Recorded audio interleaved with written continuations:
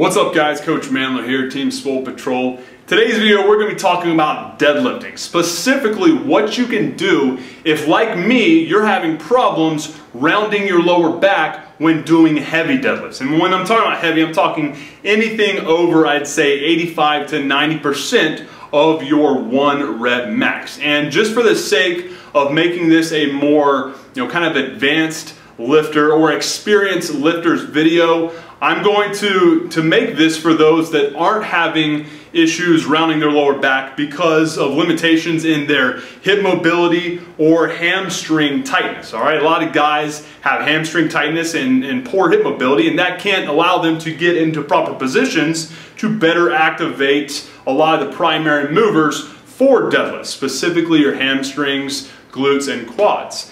But today I want to talk specifically about guys that have good form, have plenty of hamstring flexibility and hip mobility, but are still having issues rounding their lower back. So what I'm going to do is I'm going to give you a little bit of footage of the workout I did, specifically footage of me having issues rounding my lower back and what I deducted from that film so that I could put together a complete routine that addresses that problem and prevents me from having possible issues busting my lower back up and also giving me a stronger deadlift that allows me to make continuous gains with my workouts.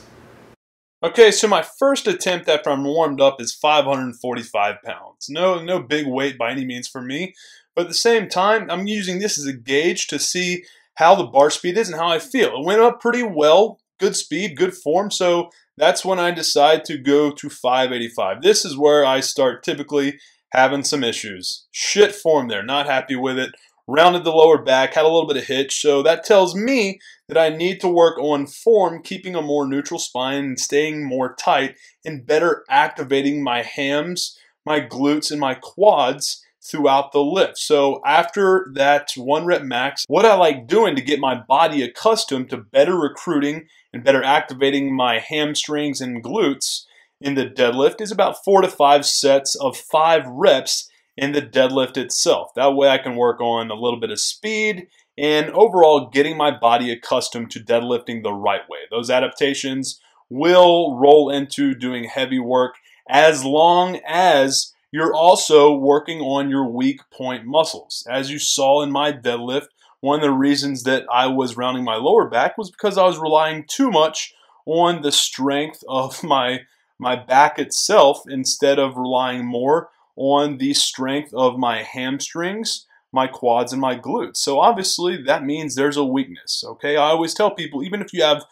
unbelievable form, your form is going to break where weaknesses show up. And for me in the deadlift, weaknesses show up in the hamstrings, glutes, and the quads, which mean I have to work on them. Otherwise, I'm going to constantly eat shit and possibly snap my shit up while doing heavy deadlifts. So after that, everything's dedicated to strengthening those weak points, okay? Everything you do in your training should always address the weak points that show up in your core lifts if you care about strength as well as size. So what you see here is just kind of more, instead of a compound movement, I'm doing more isolation stuff to really finish off and increase the strength of my hamstrings and glutes. I like doing these in place of the typical glute ham raise every once in a while. They're a lot tougher, but they're great at isolating your hams and your glutes if you can handle them. If you can't, no sweat. Just get on any glute ham raise,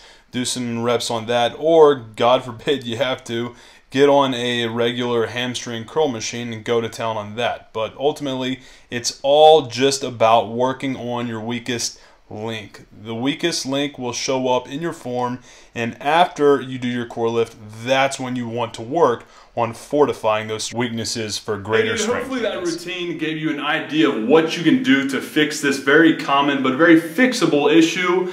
Just remember this: form fails where weaknesses creep in. So if you're not addressing those weaknesses head on and putting together a routine after your core lift that will address and fortify those weaknesses so that they won't drag you down moving forward. You're never going to see progress with your strength, speed, or even size gains doing the deadlift or even the bench, squat, or overhead press. That's a core value that you should have when putting together routines that continuously get you the results that you're looking for. Now, hopefully that's helped you get an idea of what you need to be doing moving forward when you are programming for success inside the gym. If you did enjoy this video and it helped you out, make sure to subscribe so you can stay up to date with all the free tips we're going to be hooking you up with on a daily basis here that will enhance your size, strength, speed, explosiveness, athleticism, and overall everything you need to be doing to enhance all of those factors in fitness. And if you are looking to specifically take your speed, strength, and explosiveness gains to the next level, then be sure to pick up your free copy of the top 21 lifting hacks of the pros by simply clicking on this button right here. What I'll do is I'll take you to the next page, which breaks down everything you're going to be getting of these powerful tips that I collected from professional bodybuilders, powerlifters, strongman competitors, and Olympic lifters that will help you bypass a lot of the bullshit plateaus that you're continuing to run into and preventing you from reaching your true genetic potential. Like I said, it's completely free of charge, no strings attached. Just click on that button, I'll take you to the next page, which breaks everything down for you. Appreciate your time, guys. Have a good one. MANdler out.